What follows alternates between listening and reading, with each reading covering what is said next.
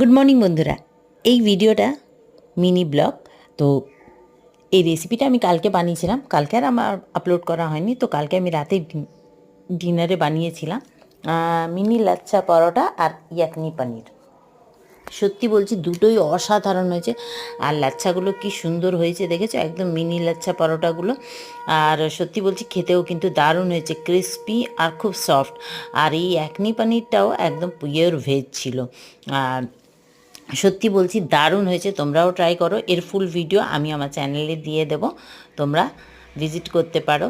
আর like share comment করতে একদমই ভুলবে না, আমার পেজটাকেও ফলো করবে।